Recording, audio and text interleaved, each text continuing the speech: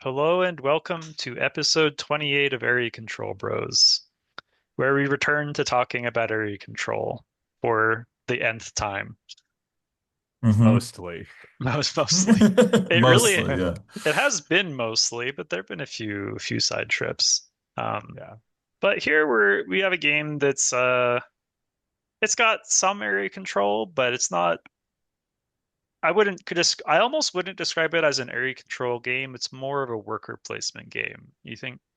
Yeah, definitely more worker placement. And, with worker placement, obviously you're kind of vying for control of various positions, and like when you go somewhere, someone else can't. And so I think that there is something about that that feels a little area control-esque, but no, not a real area control game, Brink. Not a Yeah. There's real some area control game. You heard it from Blake right away. there's also some trading, trading some scoops. Yeah, Yeah. I would say first and foremost a trading game, to be honest here. Like a political trading worker placement game is sort of how it would go. And of course, we're talking about Brink, the latest and, well, not greatest, but probably, but certainly the latest game from Ivy Studios to deliver. We were fortunate enough to get in a few plays, and we'll be able to talk about it today. The game has it's a recently delivered Kickstarter game, so the rank is kind of irrelevant, but current average rating is 7.7, weight's 3.13. Honestly, like, I don't know if this game is even, I would consider it to even be over a 3. It's got some weird stuff, I guess. Yeah, it's not like super complicated. I was pretty tired on the second play. I was like very out of it. I do remember like having some amount of difficulty. So, I don't know, maybe a You three were is. coming off the day before like a 12-hour TI game, right? Yeah, I Till 2 in was. the morning type of deal. Well, I stayed up till 2 in the morning afterwards, but it did end at least at like 11:30. Oh, okay. I see. Yeah. Yeah. Yeah. So that'll make you pretty tired.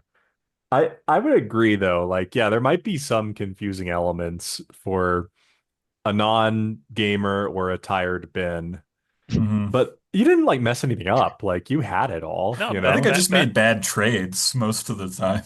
the damn triple X trade.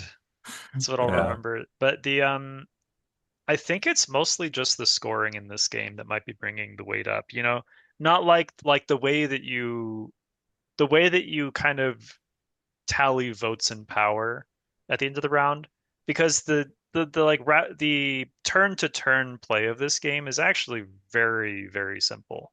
Yeah. Um, it's really just that one aspect of the game that might be pulling the weight up.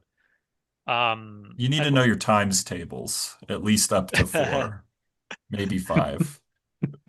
don't know. We had the power 8 situation last time with the Oh, gun. I had power 11 on the board and then +1 on a card. I had power 12 There at you go. one You got to point. know the whole times tables right up to 12. I mean, that's where they stop, right? Is That yeah, 12 and times. the education system I'm used to, they do stop at 12. Yeah. But I guess it's not the full times tables because it stops at 12 times 4, I guess, right? Yeah, yeah. So it would be like a more horizontal, not like square times table for this game. Right. Be funny if they Uh, printed that in the player aid. Really though, I I don't personally find these scoring all that confusing. Um, you have power on the board based on where your ships are at, and you take that power and you are voting for a certain color to win, and you have power in the various colors, and you vote for a color to win by using cubes of that color for the most part. And if your color wins, then you look at the board and it'll tell you in round one, first place is going to get 3 points times the amount of power you have. Second place is going to get 2 points times the amount of power you have. In round two, first place is going to get 4 points times power. Second place is still going to get 2 times power. And then in round three, first place is still going to get 4 points times power. And second place is going to get 3 times power. So ultimately, once you wrap your head around, like, okay, I need like power of a certain color, and then I need to also find a way to get resources of that same color because going to a spot always not only generates power for you or lets you have power over that color, but it also generates you resources to trade with, as well as to spend on this boat. And the resources you get typically are not the same color as the power you're getting from a space. And so I think that's maybe where some of the confusion comes in is like, okay, or some of the weight, I guess, is like, how do I balance that? What powers do I go for? What resources am I going to get? And then, the minutia of the action selection system with your ships, of course, adds Yeah. some complexity there. Yeah, there's a good amount of snappiness in the game because you are doing a total of 9 things during the play. Well, you're You you're doing 9 placements, but yeah, realistically, you're doing up to 18 actions because you have a 3 placements of a ship that only hits 1 tile, 3 placements of a ship that hits two, and 3 placements of a ship that hits three. So averaging for two each. So you're doing 18 actions, but some tiles do not have actions. yeah.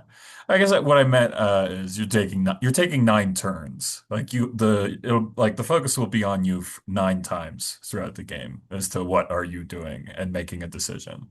Right. And then I guess you're also having the whole phase where everyone votes, which is like another decision. But the game goes by pretty quickly for that reason. And I think a lot of the things feel like pretty impactful. I do feel like the game, like I can't do everything that I want to do during a play of this game, which is neither a bad or a good thing. But like I do find that you have to make sacrifices. You can't have everything that you want. Yeah, absolutely. And not only just because of the limited amount of actions that you have, which, as you pointed out, yeah, 9 actions is pretty minimal. There's certainly other games that are going to have around that amount, but it's a tight game in that regard, in terms of action economy. But you also are sometimes going to be limited because someone has gone to a space that you want, which is, of course, the whole worker placement dilemma. Um, One thing that I think that's really fascinating about Brink is it kind of gets around that worker placement dilemma by allowing you to pretty much in any time. We in the couple plays we've had, we haven't seen the board get filled up, and maybe that would happen a little bit differently with 4 players or 5 players, or a more aggressive exploration focused group of three. But you might have a spot that you really want to go to. Someone else takes it with a ship that is able to block the ship you wanted to go with.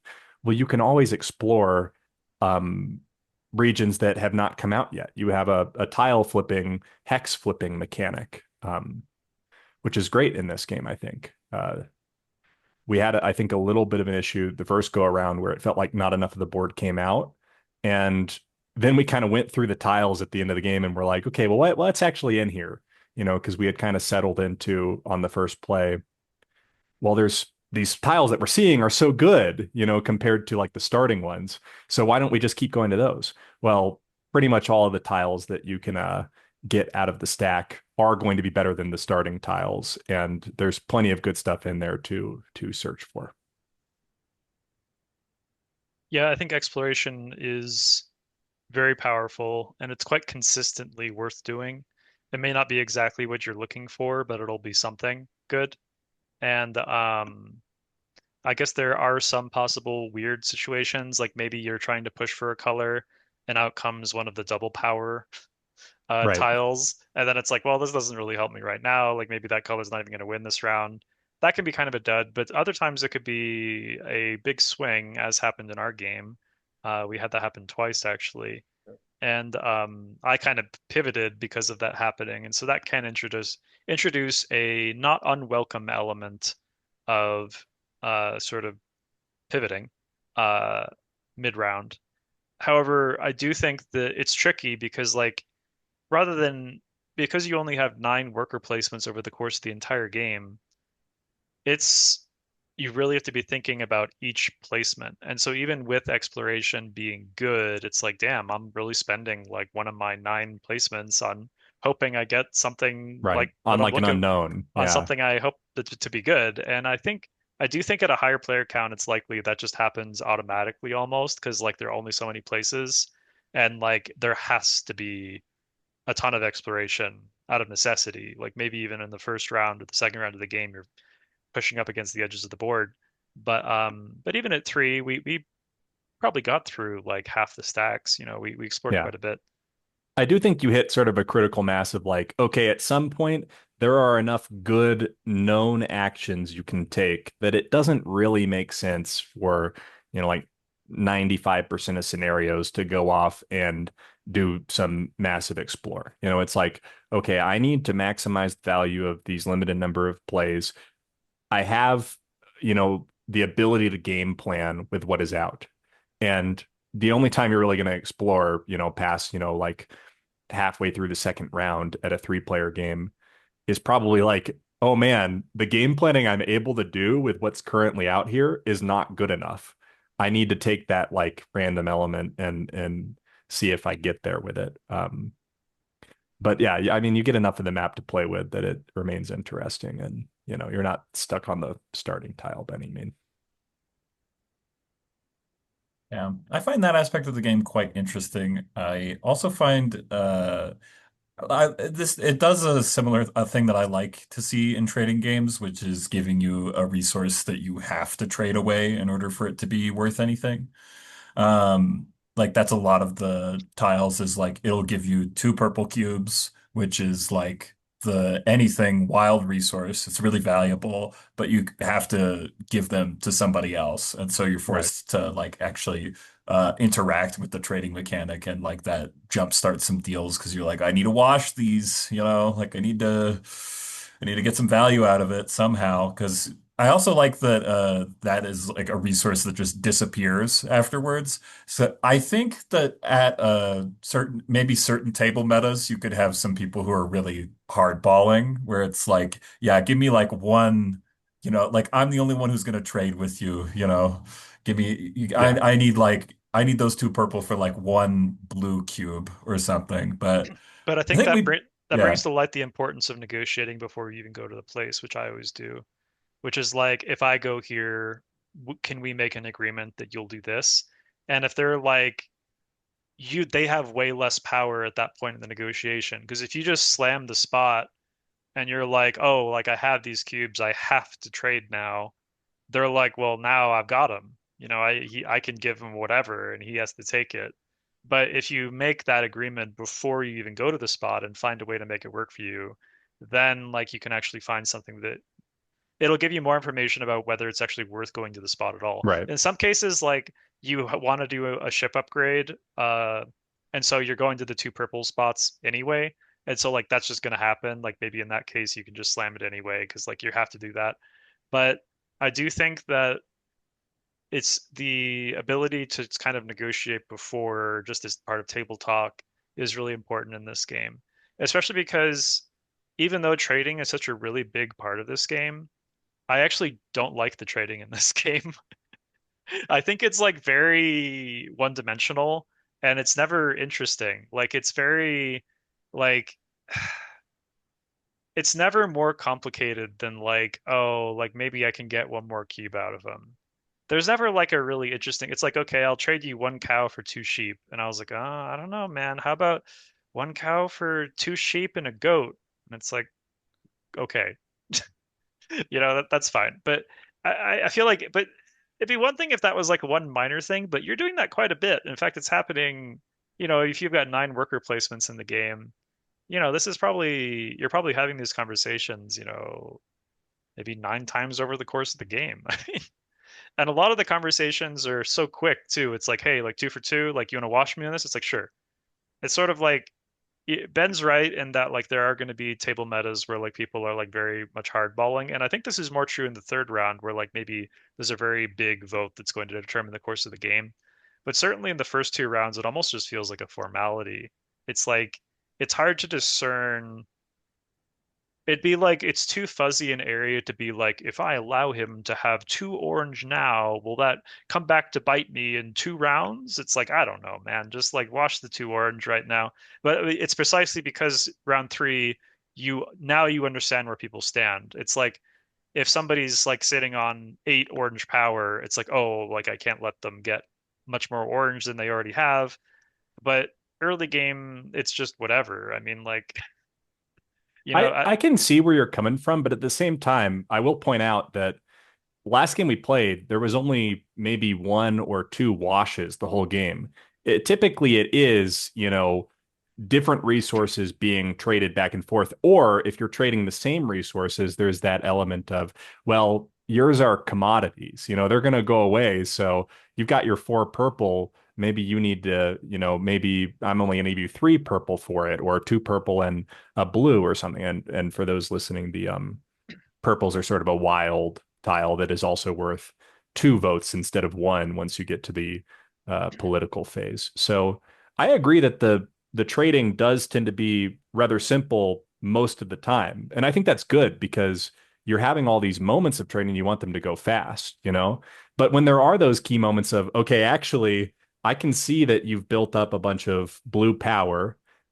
I'm not in blue at all. I'm going green and orange. I don't really want to give you blue cubes. And, I know that you need them. So I'm going to, milk you a little bit more for it.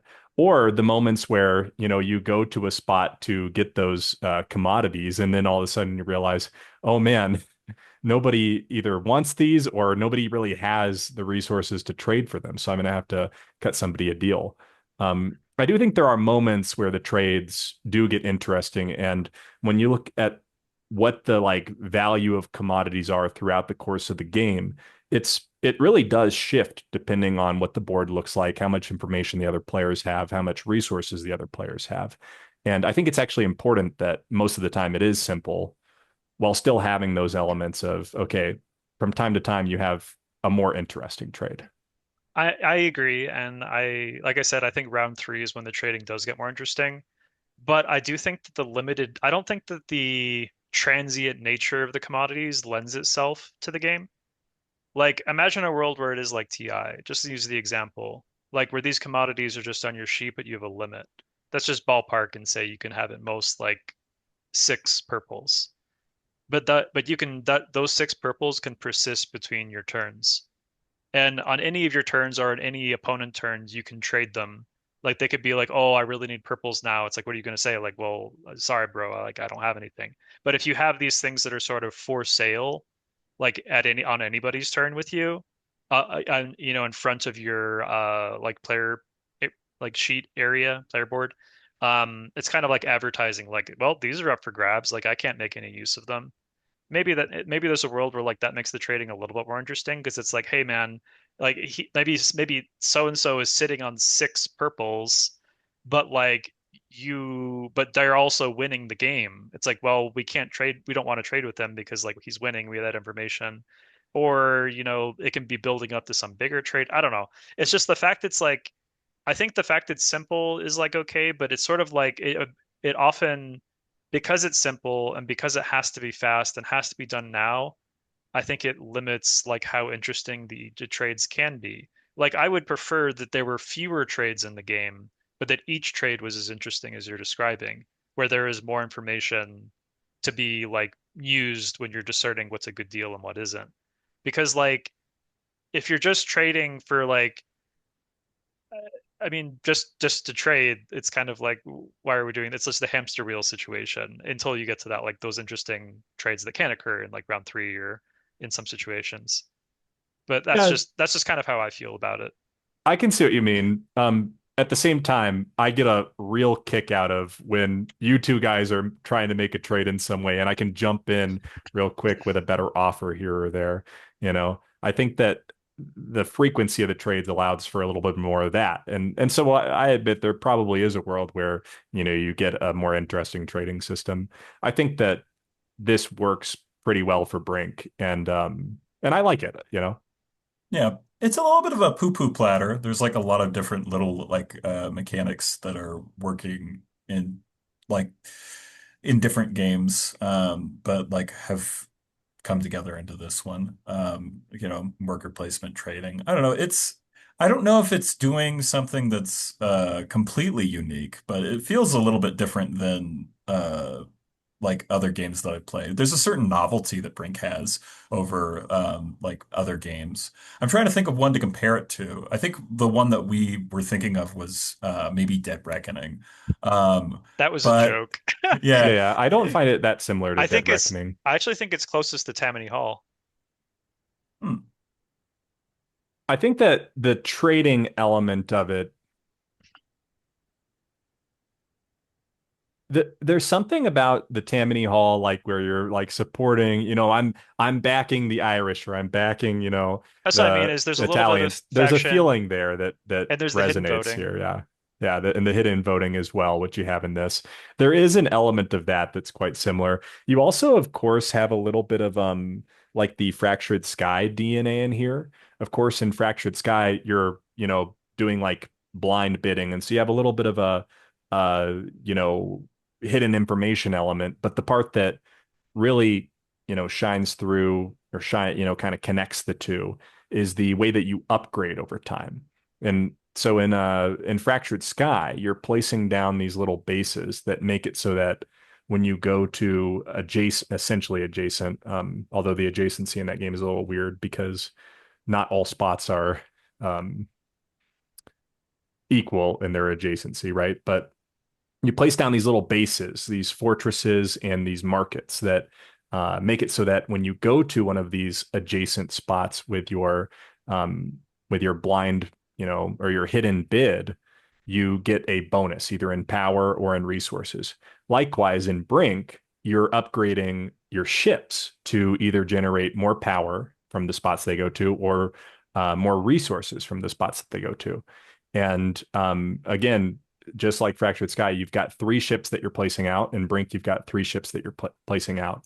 And I think that some of that comes through in the vibe of it as well, where it's like the decision of, ooh, do I, go for a market or do I go for a fortress? The decision of, ooh, do I, go for the supply crate, whatever they call it in Brink, versus the cannon.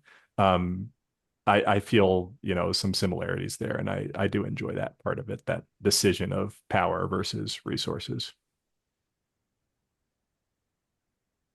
yeah, Yep. well, somewhat of a like tech tree almost. A very simple tech tree. It's two choices, you know.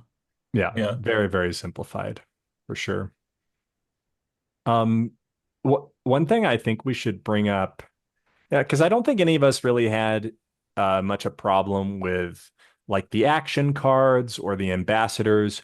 All of those felt like what they should have been. They are, the ambassadors are giving you like some, tableau building, and a chance for some victory points if you build, a variety of colors of ambassadors. And then Set collection. yeah, some set collection, yeah. Um, Within that tableau. And then the action cards are like solid. I don't have any problems with the action cards from what I've seen. There's certainly some that are more powerful than others, but that's okay. Um, the mechanic that was a little bit odd is the oh, what do The they writer. call this? Yeah, The the writers. riders. Yeah. Yeah, so they've brought riders into this, and the riders are weird because the power difference between riders can be really, really large, but most of them just kind of suck. And the way that they balance this, at least it seems in the game, is by making the spots that have the rider action give you one more resource than, comparable spots that have, action card or ambassador or what have you. And that might be enough, but at the same time, I would rather do like the cool thing than just get more resources. And oftentimes with the writer, you go and you read it and you go, like this doesn't really matter, or maybe it even has a chance to actively hurt you. And that's even with all the writers, you get to select what color the writer is going to affect in the votes. Even then, I often feel like I don't know how the hell to use this, you know? Yeah. Yeah, they're a little weird. There are Yeah. oh, sorry, go ahead, Ben. No, you go, you go. I was just gonna say there are definitely a couple that are powerful, but Yeah. I think one thing I was thinking about is we actually have a house rule for writers. We tried to buff them slightly, where normally you have to decide whether or not you are going to not perform the writer action before you sort of discard the writer and get a purple cube. in recompense. But we decided to change that rule to make it so that you could look at the rider you're drawing, then decide whether you want to discard it. Because precisely because the power varies so greatly. Like if you draw an awesome rider card that's going to help you, it's like, cool, I can use this. But more often than not, it's going to be like, well, this does literally nothing for me, and Right. this was a wasted action. Yeah. So can I please get a purple cube instead? And Right. And it's a whereas, purple commodity cube as well that you just have to trade away and you're probably only gonna get like one cube of a yeah, random color it's a anyways. cube you have to trade. And so yeah, so it's really not that great either way. And honestly, like if you think about what the relative power of the actions is, I'd value an action card as 3VP. Like, or at least I value the action card action as 3VP because you're getting to look at two and discard one. So one of the cards that you're getting should be worth 3VP one way or another, whether that's buffing power during scoring on a turn that you're scoring, whether it's literally just 3VP in endgame, or it's letting you take an action that's like an extra action in a game where your actions are so limited that that extra action could be providing maybe even more than 3VP. Like if you have the upgrade action card in a situation where you're kind of pinched for actions and you couldn't otherwise get the final tier to get 15 VP, then that card was worth 15 VP to you, you know? Right. And so any of those cards that give you extra actions, I would maybe even value higher than three. And like as I think buying an ambassador to finish a set, that's also going to be valued quite highly. Obviously, you have to have the resources to do these things, but if you're supply crate maxing, then that's not an issue.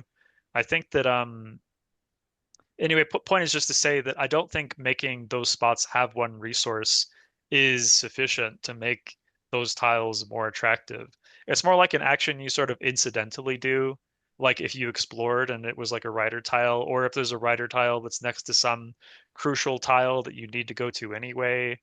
And it's just sort of something that kind of happens Right. by I think it's accident. often that you need the resources on it, which again, Yeah. I think that's how they balance it, but I find it more fun to do the other actions, to do the tableau building, that is also set collection, to do the action cards and kind of, fish through that pile and let that shape my game plan, to do the ship upgrades and, like feel like I'm growing the power of my placements over time.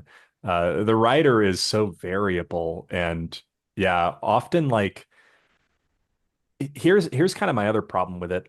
If you get the rider action on your first placement or even your second placement of the round, oftentimes you don't have enough information on how other people are going to play out their turn and what power they're going to go for in the various colors.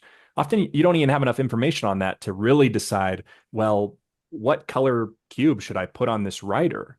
It might be that you put the cube down and it says, if this color wins first place in the vote, then it revolt is triggered in that color, which is essentially everybody looks at their cubes remaining in that color and discards half of them rounded up, which is a big deal. But if you're doing that and deciding the color of that on your first action, you have no idea what other people are going to be going for that round. And even if you have some inkling of an idea, they can shift around this thing that you've played. Um, Maybe you're even going first in the round, and it's like, oh, okay, well, I don't want, a revolt is going to happen in that color. I'll just use all my resources. There's a lot of ways to play around the riders. The really impactful times are when you're getting a rider on your third placement and everybody has already set up their power for the turn. You know what they're going to be voting for. And the problem with doing it then is that it is so variable. You're only looking at one additional card. You have one card in your hand that you know, and then you're looking at one additional one. And so you might know that the card in your hand is going to be good, but oftentimes it's like you didn't play that one the last time because it's not that good, right? So you're just kind of top decking one and saying, well, is this going to help me win or not? And so I'd agree. Well, it's usually worth less than 3 VP, unlike, some of these other actions that are worth more. Yeah, put it this way. I mean, like I saw with some of the writers that Will played last game, it was like either plus or -2 like votes for a specific color before we vote. And then there are action cards that are like -2 or +2 votes after you see the results of the vote. which is so Right. much more powerful. And Yeah. by the way, each of those riders is literally just as powerful as a purple, but without the benefit of being able to be like hidden. Right. Like just a Yeah. straight up purple cube is like better than either of those. Right. Like, I don't know. Yeah. Yeah. I again, ultimately, I'm like, okay, it's you get the additional resources, but um, I wish that the writer felt a little bit better. I like our house rule for it. I like that. I think that's an improvement, genuinely, but um, I think you could start with not two as exciting. writers, you know? I think you could start with Yeah. two and have like a grip of like th like three or whatever. I don't think it would be more that much more powerful. You'd have more options Yeah. like to be looking at. I don't know. I wouldn't mind that either. Maybe you could maybe even like start with two and then in between rounds, and what I mean by rounds is not placements, but after you've placed your three, maybe in between rounds you're allowed to discard and redraw if you want to. Like it needs that much more to it, I Yeah, it's think. like it's way weak right now. Like Yeah. it needs a lot to be good. Yeah.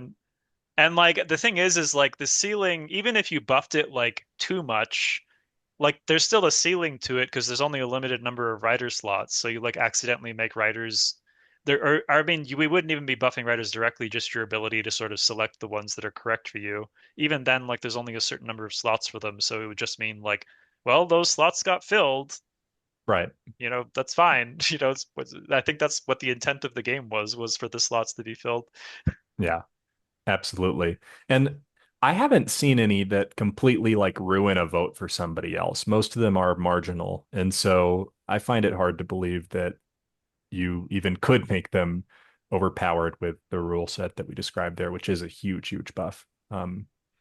But yeah, uh, I think the other thing to address in this, there's a few there are five sort of like public objectives that essentially, you unlock an ability for yourself by paying a bunch in one color. And whenever you're paying for an ambassador or one of these public objectives, you get a discount based on the amount of power you have at that time. Um, but these these public objectives cost 9 in the four sort of primary colors, and then I think 7 in purple. And that's quite expensive. And the benefits of them generally do not make it there. Although exception for blue, which gives you the UA votes, which essentially let you take -2 to a vote of your choice, and you get 4 of them. So it's -8 to votes, which is pretty huge. Um, the other ones are like good enough in some situations, I've got to imagine, but have not been enticing for me, and I don't think have been very enticing for Ben or Will either to go out and waste a bunch of resources on. I think the purple one even like placing it can actively harm you. Like like other people could get a lot more benefit out of you placing the purple tile than you get out of it. Yeah, Yeah, I think Um, those are kind of a miss. You know what I think would have been a lot cooler if they did not cost any resources, but instead you had to meet a power threshold and then you acquired them automatically. yeah, that could be cool. Like imagine it's like I'm looking for a way to get to like 8 or 9 power in this color, and then I get that as a benefit of like supporting that faction or whatever. And Hmm. it's not some sort of because I think the issue with them, I think they're all things that like make the game more interesting once they're out. But the issue is like I gotta spend a lot of my stuff to get one of these, and then it comes out and it's just helping other people unless it's a perfect situation, you know? Right. yeah. I will Yeah, say absolutely. we have not talked much about the theme of this game, and I think that part of it is that the theme is kind of weak. I don't really have a very clear idea of who I am, and I don't really have like a very good statement for like if I was teaching the game to someone else of like you are blank. Like, It's yeah, like like why are you doing the actions you're you know, doing? like you are an What are we owner doing of here? a triangle ship, a long ship, and a circle ship, and you will That place them teleport throughout the between rounds. galaxy. Yeah. Yeah. I think part of it is that there's no real area control element, like in terms of like, there's no like combat or like pushing people off or like contesting whatever your system is, a space. And so it is kind of a misnomer to describe this as area control in a lot of ways, outside of like the inherent sort of similarity between worker placement and area control in that if you occupy a space, no one else can occupy it. But I think that this game definitely has like the veneer and like the space 4X look to it, but you're not actually doing any like area control or 4X stuff besides exploration, I guess. And I feel like with the way that this game is intended to be themed, it feels like there almost could have been that, but this game's already pulling itself in a lot of directions already, and I think it would have had to drop something to sort of have that kind of system. I mean, maybe if you Yeah. instead of riders, you had an entirely different type of tile, which was fighting, or like go to this tile to perform a military action, or something like Yeah. that. Well, and I will say other Ivy studios have like a pretty good like you are statement. Like in Moonrakers, you are a Moonraker. You are like a space scoundrel guy who's going out and doing these like missions and stuff. Right. You know, like And the there's like high a speed play of Moonrakers makes it feel like you're in this ship like Nat. You can kind of envision it, yeah, you're Like, pulling off heists and stuff. You know, this one doesn't yeah. have as much of that. It's leans more toward like an abstract game than Yeah, like a very thematic game. this is very abstract. I would say Agreed. so. Yeah. Maybe not quite as much as Mythic Mischief from IB Studios, but yeah, it's definitely an abstract. I would agree that the theming is quite weak, in terms of connection to the theme with the gameplay. The actual look of the game and everything, I have no complaints there. I think it looks great. It works for me for sure. And it doesn't have like an AI feel that some space games have. Um, in terms of like design there, they've done a good job. I feel like it was a little bit forced trying to make it like in the Moonrakers universe, though. Yeah. Well, Gotta they get gotta that. get Gotta get the yeah, franchise synergy. yeah. Yeah. They gotta get you know, like what are the names of these people? I can't remember them right now. Like Ada Ivy. Massa and Yeah. Oh, those Cal guys. Caldemar. Damar Yeah, and yeah. yeah, I mean they have the art for them already. You might as well just keep using them. I don't know. Right. Yeah. What do you guys think? Shall we jump into some ratings here? Yeah, sure. Yeah. I'm usually last, but I can come out of the gate swinging on this one if you guys don't mind. Yeah, do Yeah. it. I'm gonna come in. It might be lower than you guys, but I'm gonna give this a 6.5. I think this is well below Fractured Sky for me. But at the same time, this is above the games. This is kind of the threshold of like games that I would not want to bring to the table unless I were held at gunpoint. I gave Bloodstones a 6. I don't want to play that game. I'm giving Brink a 6.5, and that's the break point, which is like this is a game that I'll play if it's on the table. I'm not turning around and being like, okay, I'm just leaving. I'll Right. play the game, but personally, I don't think there is ever a time where I would not rather play a different game than this. And I think part of it is that it is pulling itself in so many directions, but none of the directions it's going are particularly compelling to me. Whether it's the trading or the worker placement or what have you, even the voting, I don't think is like as interesting as voting in some other games. That's just me though. I'm not saying that this isn't a game that can be enjoyed by anyone, but for me personally, it's getting the 6.5. It's funny you mentioned 6.5, Will, because I was in the shower after playing this game and was thinking of a rating, and 6.5 was the one that came to my mind as well. And that's what I'm giving Brink.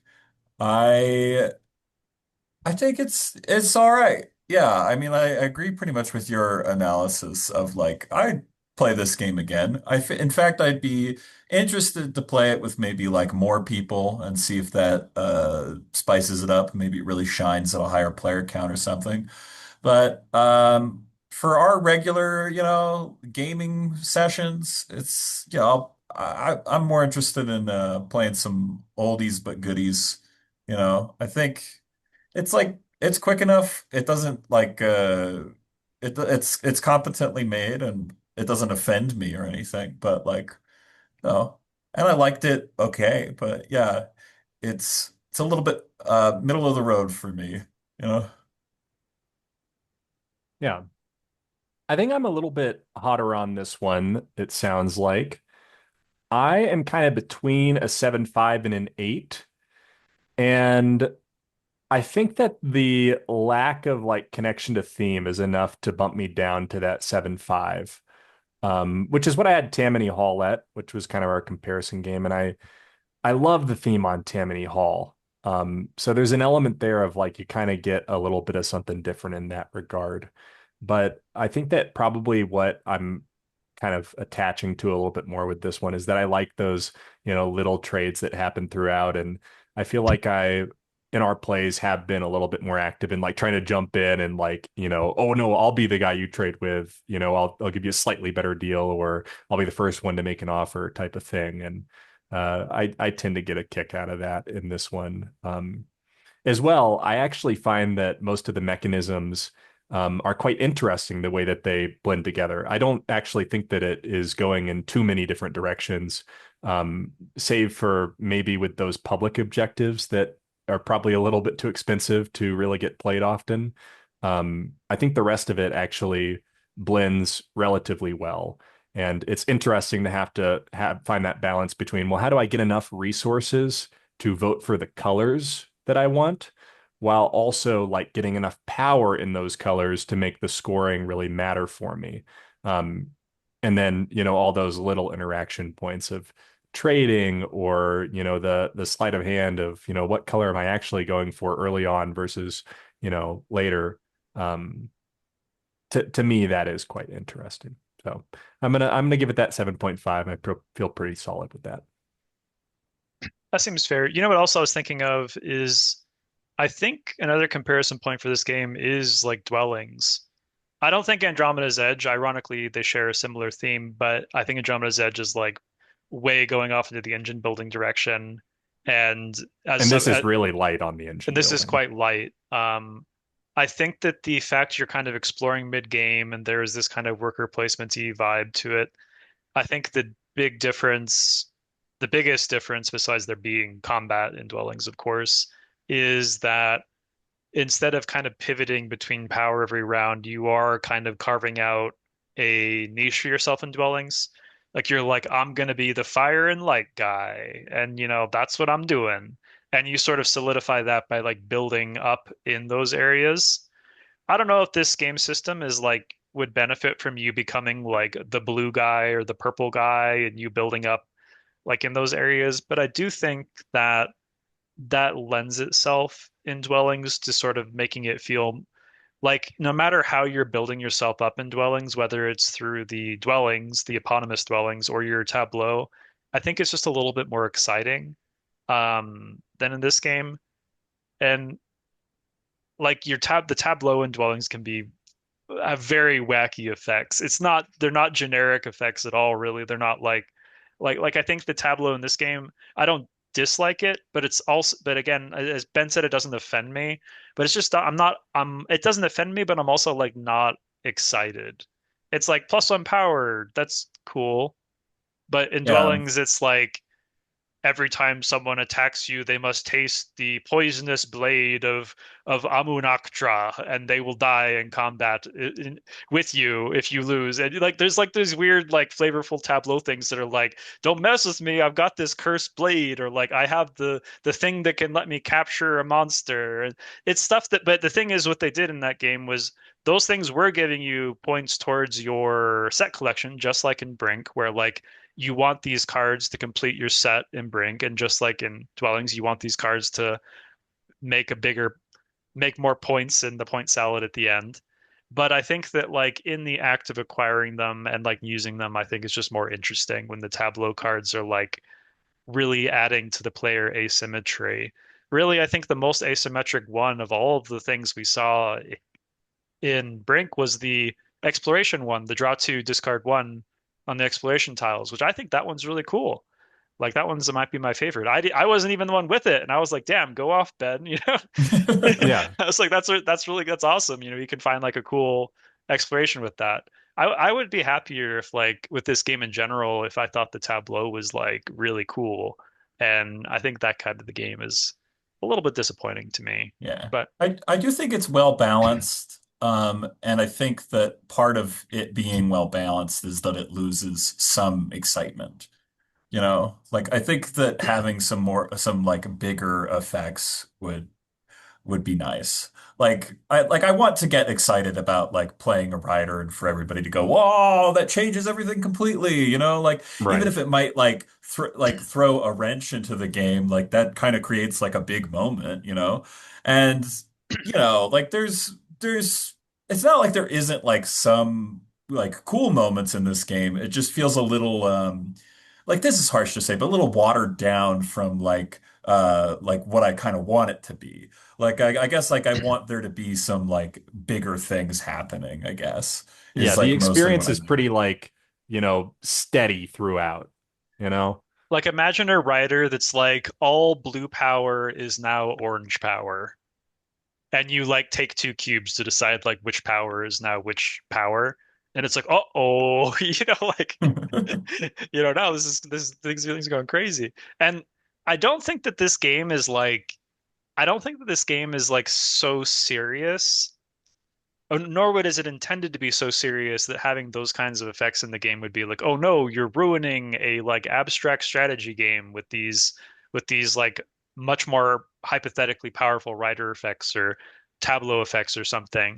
I think the game would benefit from like a little more stuff. And I think that excitement is why I like Fractured Sky more, is because there is kind of this building. It's like a musical riff. It's like in Fractured Sky, the riff is like building up and building tension, and then you get the resounding chord at the end, which is the reveal. It's like, aha, that was not my nine, it was my one that was there. Like the voting in Brink is like, well, I'm on a lot of blue, so I'm voting a lot of blue.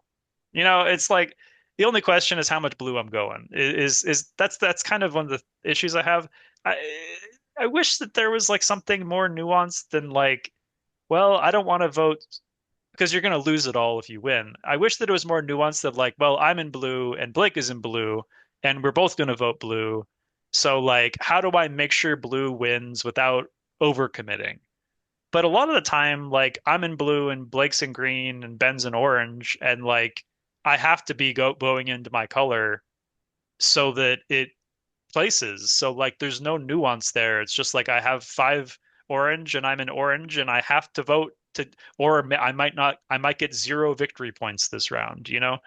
And even in Tammany Hall, where we were talking about it as a comparison point for this game and like the hidden elections in that game, which actually in our review of Tammany Hall, I said I didn't love that part of the game. It was actually one of the things in the game that, well, I thought it was exciting. I thought it was like annoying if you're already losing, because it's sort of like you can't do anything.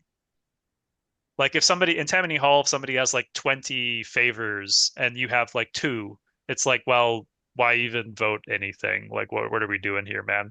And in this game, there's nothing like that happens. I think it's much closer, like the voting in general. But I do think that at least in Tammany Hall, when the votes are close, there is this prominent bluffing element. And I don't ever think I bluff in this game. I mean, I'm not like some Brink MLG pro, but I think that like I don't think that bluffing features into this game, and that's the prominent featuring of bluffing in Fractured Sky is why I think that's probably my favorite IV Studios game, because that bluffing like makes the whole game more fun, and it creates these moments that like Ben was talking about where it's like, oh my God, you did that. And I don't ever Right. that never The really reveal is happens. And always big in Fractured that's Sky. I mean Usually you got like a read on what's going on, but there's always going to be some part of the board that you really do not have your finger on the pulse of. It's going to go differently than you realized, and that is, exciting. yeah.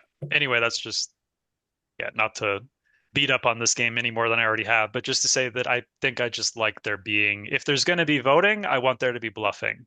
Like I think those two things, they got to be together for me to be like a fan of the mechanic, I think. Yeah.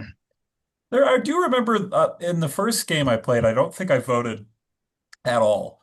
I Um, voted zero times. And you won. yeah, I do. So there was like a little bit of a like, I just remember I was just getting into the places that you guys already were. And so it was kind of like, or like near the end, I had just a bunch of power on the spaces that like could flex to anything, which was the like purple tile that like Blake spent a bunch of resources putting out that I ended up benefiting a lot from. So yeah, I don't know. Um, I think there's like again, I don't like I think the game's pretty interesting. I guess I just wish it was a little more exciting. And that's basically what we've been saying for the past little while. Yep. Yeah. Uh, yeah. Epic. Would you like to add anything onto that, Blake, before we close things off? No, not really. There was a line I was start a thread I was starting to pull on, kind of relating to that idea you were speaking of, Will, where it's like there's not really a bluff in this game.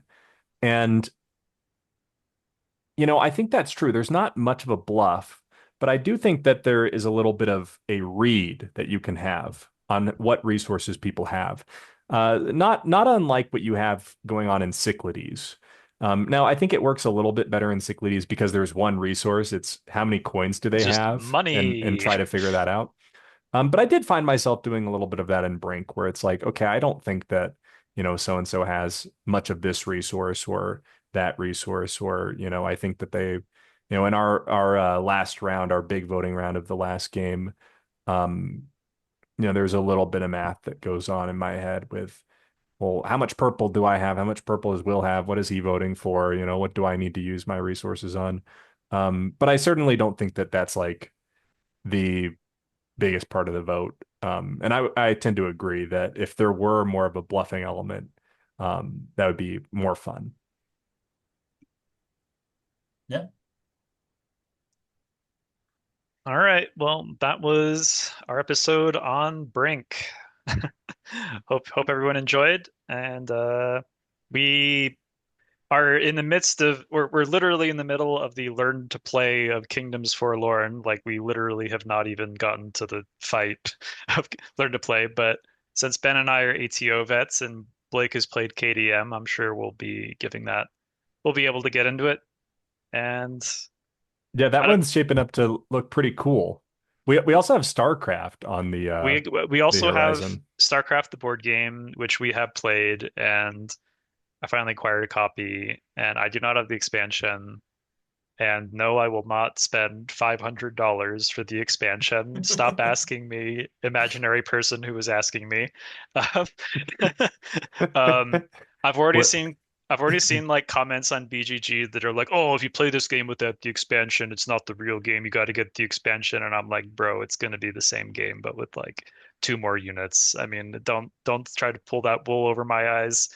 But anyway, people trying it to justify their insane purchases, you yeah. know? But I think it's yeah, we'll talk about that. So those are two things that we might be talking about in the coming weeks.